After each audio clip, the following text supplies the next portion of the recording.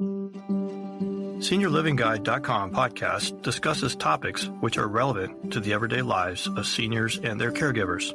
We are joined by experts who share their knowledge on a variety of issues. SeniorLivingGuide.com podcast offers solutions and resources to create the best quality of life as we age. And now, let's welcome your host, Darlene Mahoney. Does the idea of searching for senior housing solutions seem overwhelming? SeniorLivingGuide.com is your one-stop shop for all things senior housing, memory care, home health, home care, and other senior resources. Visit us today at SeniorLivingGuide.com to connect directly and get the information that you need to make the very best decision for you or your loved ones. And I would like to express our gratitude to our podcast sponsor, Transmed Care Long Distance Medical Transportation. When a loved one with a disability or medical condition needs to relocate, Transmed Care is here to help with safe and secure nationwide medical transport services with an emphasis on comfort and care. Transmed Care Long Distance Medical Transportation is a business built on care. Another satisfied customer writes, "My family cannot recommend Transmed Care enough. They made Dad comfortable every single step of the way on a very long trip and went above and beyond to take incredible care of him, and he had a great time. Thank you all for getting Dad safely to his new home." To learn more about Transmed Care, visit the website at trans-medcare.com. And today we are joined by Joel Holley. He is a current occupational therapist, assistant, and CPR instructor, and has been in the healthcare industry since 2015. He has devoted his life to helping local communities by educating others or on simple safety measures that can be used in and out of the home. As the owner of Holley Safety Group with locations in Florida and in South Carolina, their mission is to empower people to be their own lifesavers. Welcome to SeniorLivingGuide.com podcast. Good to be here. Good to be here. Thank you so much for the opportunity. Yeah, absolutely. Thank you for joining me today. And I know that one of the things that you do at Holley Safety Group is train people on saving lives through CPR. Absolutely. Yes. One of the most important things that we try and emphasize is throughout the entire class, it may be, 3 hours long, but there are certain aspects of it that no matter how long it's been, this is a skill that we want to teach you, if nothing else. And that comes down to the compressions. Mm-hmm. So I always tell my students when we're going over how to do CPR, we go over scene safety. You can't help anybody if you have the potential of becoming a patient yourself. Once you know that the scene is safe, you're going to your potential patient. If there are people there, you start designating. You call 911. You go find the AED, the automated external defibrillator. You play Eye of the Tiger, and everybody always looks at me and I'm like, we'll get to that. So right. Basically what that is the ratio of how fast you're pumping is 100 to 120 beats per minute. In a classroom, that's easy to remember. But when it's emergency mode, that adrenaline is going, you're not going to remember that. But you can remember a song that's in between there. Mm. Eye of the Tiger, Dock of the Bay, Baby Shark, another one, Bites the Dust. And I always say I don't recommend singing that one out loud, but it is an option. So I always give people the homework of find a song between 100 and 120 beats per minute. That's a song that you can, no matter what, you can remember. So you get that rhythm down, because CPR is 3 components of importance. The depth in which you push, 1/3 the depth, and that's for everybody from a baby to Shaq. They can be built like The Rock or Taylor Swift. Everybody's body type is different, but that depth range is the same. Okay. The ratio of speed, like I said before, the 1 to 120, and then how often you pump. 30 compressions followed by 2 breaths. There are some exceptions when it comes to children and infants, but when in doubt, it's that 30 compressions followed by 2 breaths. Okay. So first of all, how do you know if someone needs CPR? So you're in a room and something's happening. What are the clues that that's 911 for sure calling? But then also, what would make you think I need to give this person CPR versus doing nothing or whatever? Checking the heartbeat, checking the breathing. So when we check for adults, for the pulse, you check the carotid artery. So if you go from the middle of your neck where you can feel your throat, you go down to the ridge of your neck, you'll find the carotid artery. And all you're feeling for is that lub-dub, that pressure. Okay. If you're not feeling that, that's one sign that the heart is not pumping. For the breathing, it's normal breathing. What we all do on a daily basis, that type of simple in and out breathing. When you see a patient gasping, it's not real breathing. I always give the example of, think about somebody who is asthmatic or they're having anaphylaxis from whatever allergy or something they have. They're gasping for air. That's the body trying to fight to get air. Nobody walks around gasping like, hey, what are you going to do after this and that? Right. So if you don't see that normal breathing and there's no pulse, you start CPR. Okay. There are other things that can be done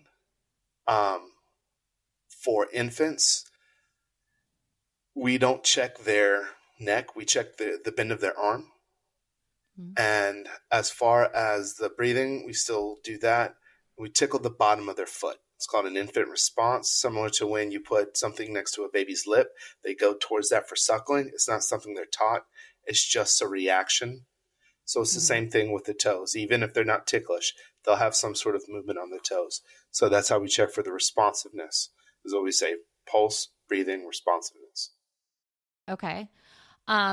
And it's interesting that you mentioned the song that goes with the compressions. And I think you and I talked about this because The Office has a famous episode that highlights that. So in all honesty, I think that's really great because that one episode really brought to life, even though it was done as in a comedic format, how to properly do CPR in a snippet of a few minutes. But Absolutely. I thought that was really interesting. And I think they got a lot of positive feedback that they actually did have that on there.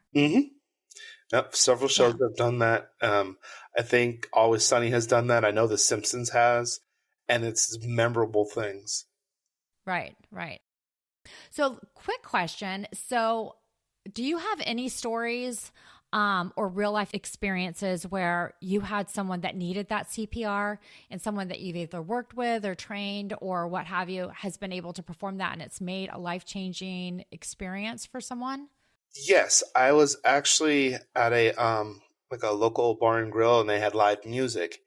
And I was talking to somebody because one of the performers was playing the saxophone, and the person I was talking to knew the saxophone. So he's like, yeah, you should really go talk to him. He's a nice guy. And as I go over there, I kind of like tap his shoulder. He's slumped over and he's unresponsive. It just so happened that one of the bandmates, his girlfriend, now wife, was a nurse. So she and I took turns doing compressions, breathing until the ambulance arrived. Turned out his cardiac arrest was due to drug overdose. He survived another year. But again, with poor choices, there's only so much that can be done. But we were able to save him at that point in time. Yeah. There's only so much sometimes your body can take. Absolutely. Yeah. Before it says like, I can't do it anymore.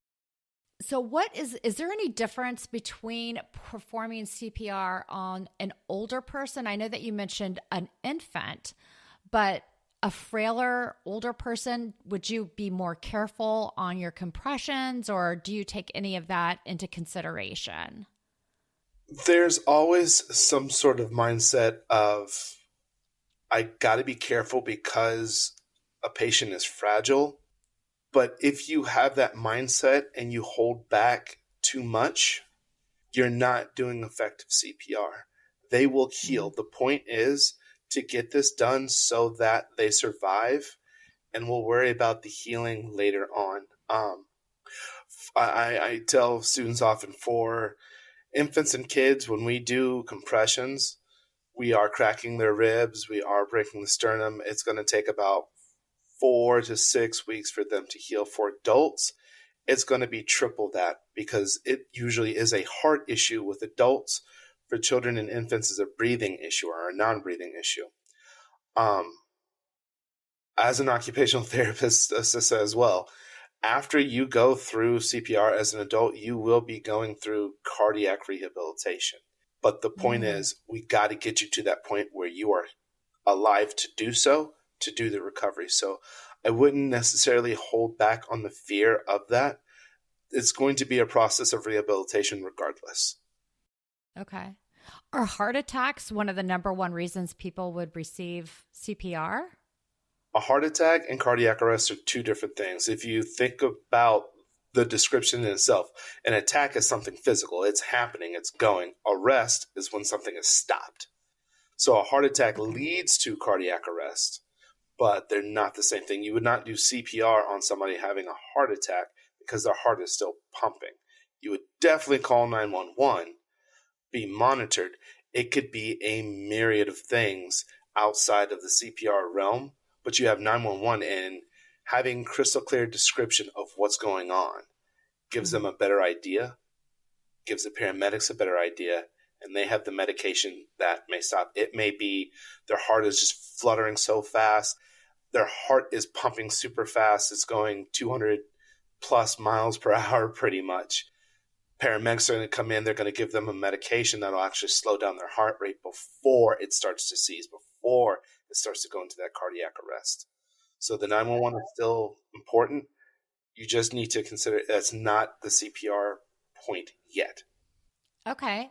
I did not know the difference between that. So you have educated me today on the difference. So, and hopefully some of our listeners as well. So when you use hand CPR, what's the difference between that and if an ambulance comes in and uses another form? The hand CPR, is that equally as effective, or is it just getting there, or what does that look like? So hands-only CPR versus CPR in itself simply means all you're doing is compressions. Mm-hmm. You don't have anything that can act as a barrier between your mouth and the patient's mouth. You don't have an AED on site. So all you're doing is pumping. Mm-hmm. So we know that breathing oxygen is important. When we go down, we still have residual oxygen. When we go through our daily breathing regimen, we're not breathing out all the oxygen we have. We're not breathing in all we can. Mm-hmm. You have to force yourself to completely deplete yourself of air. So when you are in cardiac arrest, you still have residual oxygen.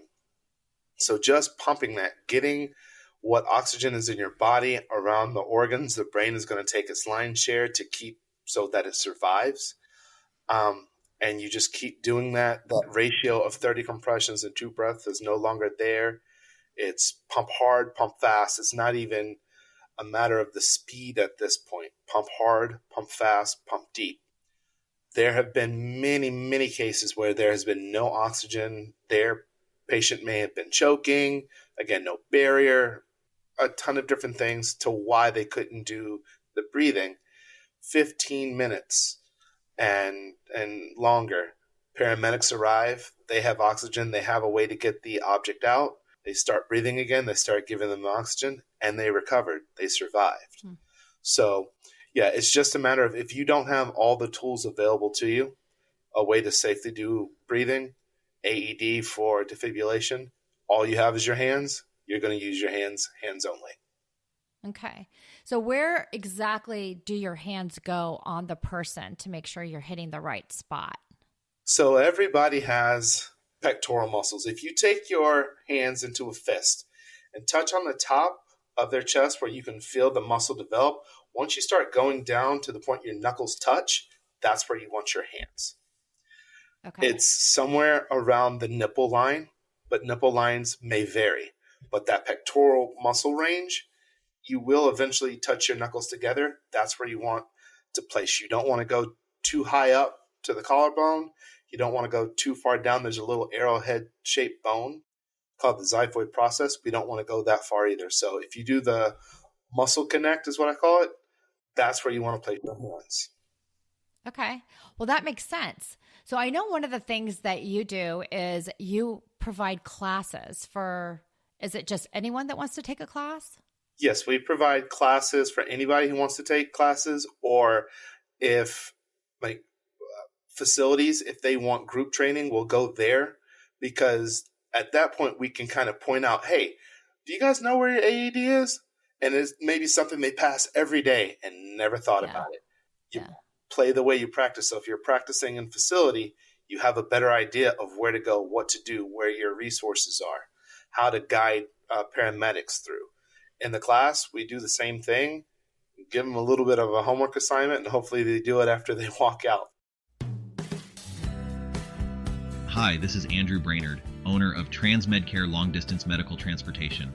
When the time comes to relocate a loved one under medical care, TransMedCare is here to help. We offer nationwide medical transport services with fully customized vans providing all the comforts of home, and licensed medical professionals to accompany your loved one along every mile. At TransMedCare, nothing is more important than bringing your loved one home safely. Visit our website at trans-medcare.com. So what do you think the difference is for people that wing it, as far as they're not taking a class and maybe they've like read about it or they've heard about it on where to properly perform on the body CPR, versus someone that takes the time, goes to the class, gets certified? So what is the difference between someone that's just winging it and someone that really gets serious about it and takes the time to spend a few hours on a Saturday to go get that certification? Like I said before, you play how you practice. You could sit there with a pillow and a squeeze ball, put it underneath, and you think that you've got it. That pillow's a soft surface. Until you actually feel what 1/3 the depth is, you're surprised how many students come in, will talk about it. Yeah, I've taken this class. This is a renewal. This is like 4th, 5th time I've done this. And then I go, okay, before we even work on speed, let's get that depth going. And I'll see them. I'm like, you're not doing anything. What do you mean? Push down. And then they finally get that, their eyes open. Like, I didn't realize it was that deep. Yeah. It's that realization of you are going to have to go hard. I joke around. I go, you're not strong enough to get to the spine. There's too many giblets in there. But we got to get to the heart. We're going against our own body's design. Our ribs are made to protect. Yeah. So now we're going to have to push beyond that. And that's one of the biggest things. The speed, people go really, really fast. It's not something they're going to maintain. They'll eventually slow down.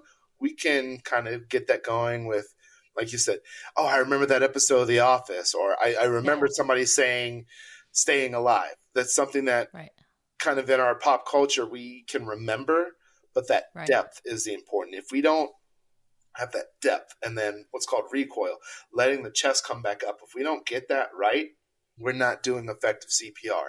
If you take a bicycle horn and you just squeeze without releasing, there's no air coming in, there's no sound coming out. It's the same thing with the heart. If you just push, and you're not letting the heart come back up to refill, you're not doing anything. So it's that technique that makes it very, very important. That is the best description that I've heard ever about the heart and being able to recoil with CPR. Oh, I have a bunch of Southern analogies. Born and raised in Tennessee. Well, one of the things that you mentioned as well is, if you really think about it, the depth, you have to get that depth in there in order to actually reach the heart, because you do have all this protection from the heart intentionally for a healthy, well-beating heart, that it does make it a little bit difficult to manually get down there and put some pressure on it to pump it. Don't be afraid of hurting them. It's nothing in CPR is gentle. I've had some students like kind of get teary-eyed, like, but I don't want to hurt them. But you want them to live. Those ribs will heal. The AED, if you shock them, they will heal. For the AED, I tell people, if you have an extremely hairy patient and there's no razor or scissors to open up, you have to rip that hair out And I'll either get chuckles or winces. Like, I go, come on, guys, think about it. We've been doing this for about 2 minutes where we've been pushing on the chest, in the ribs. We've cracked them. We've bruised them. If after that point you grab the hair and start pulling, and that's when they start going, ouch, they deserve an Oscar for being alive. That is committing to a role like I've never seen. Yeah. Everything we do is kind of in the extreme because of the way our body is built. Don't worry, they will heal if they're alive. And that is our job, to make sure that they survive. For every minute without proper CPR, their chances go down 10%. So we got to get on it. We can't worry about that right now.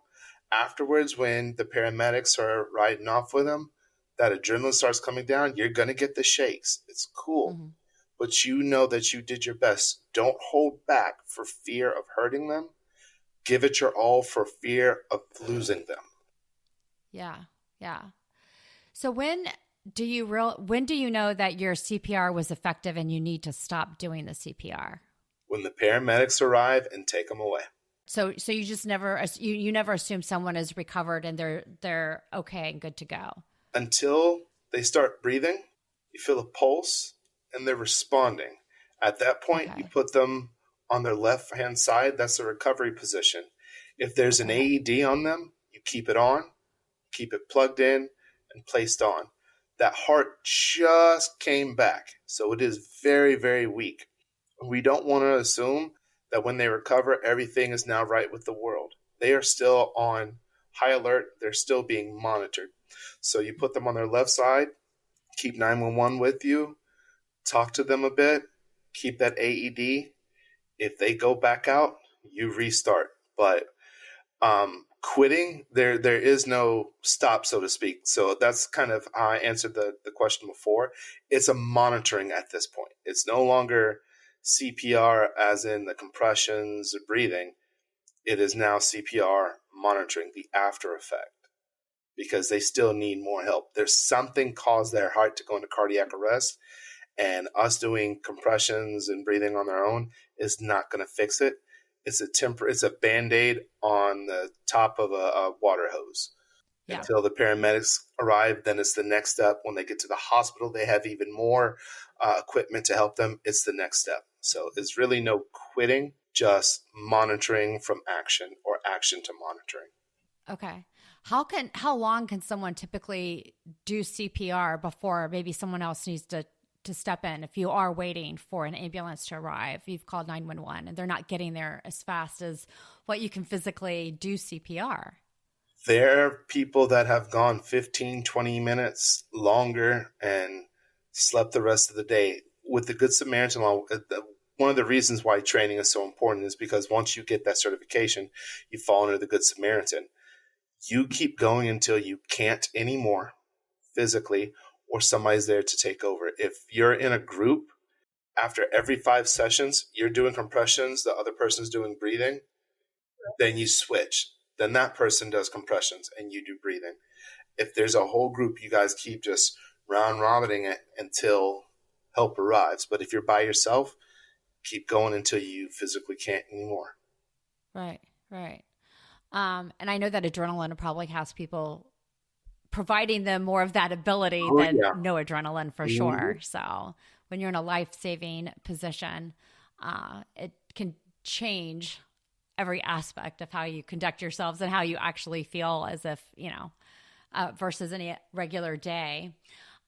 So how long, if you were to decide to do a CPR class, how much of a time commitment is it? How much is it, on an average cost? I know that you provide these classes in South Carolina and Florida, but we have listeners all over the country that might be very interested in finding something in their area. So what are the expectations generally on that? So there are a lot of places that provide free hands-only CPR, but to learn about the AED, some first aid, and the breathing and all that, classes typically run about $65, or if you're going Heart Saver, and I'll tell you the difference in a minute, they run about $75, $80. BLS is the one that people typically do. It's about a 3-hour class, 3 hours, 40 minutes. It's usually for healthcare because they're doing so much in their facilities, they have in-services where they're constantly in emergency situations, or they have people coming in. It's more of the team dynamic and a review of CPR, whereas Heart Saver goes over CPR, breathing, some first aid, and it's more for non-medical. So they have more of an understanding of the overall bleed control, seizures, CPR. There are a lot of different organizations that do CPR. American Heart is one that we teach, HSI, which is Health Safety Institute, and the Red Cross are usually the top three that if you are working in the field, those are one of the three that they're going to require. Civilian, they are some of the better ones. They are more tested, more known.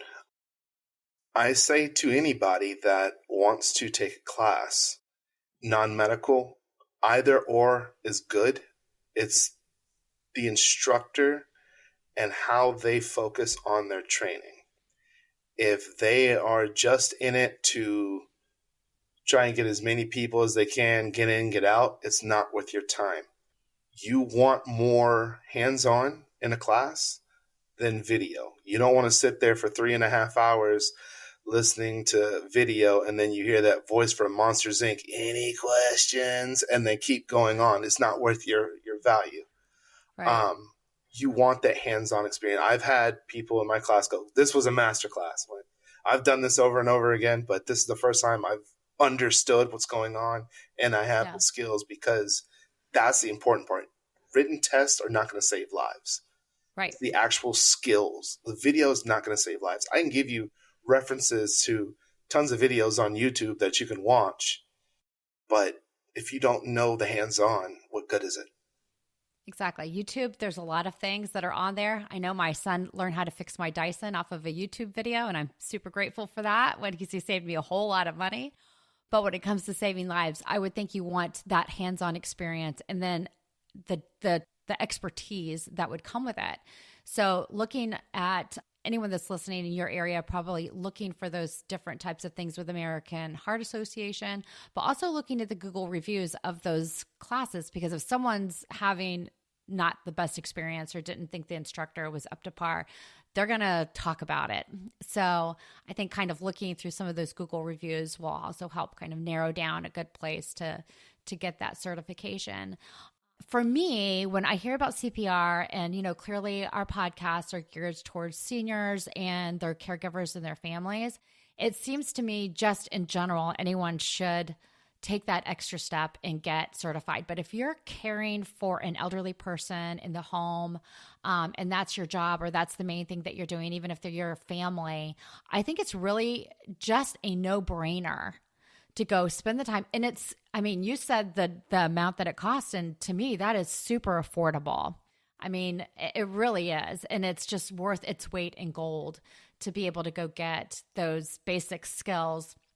And you're not even just talking CPR, you're adding additional layers of help that someone might need in an emergency situation in the home or out in public or on a plane, whatever the case may be. So I just kind of think it's just 101. It's a skill that you would rather have and never need than need and not know or not have.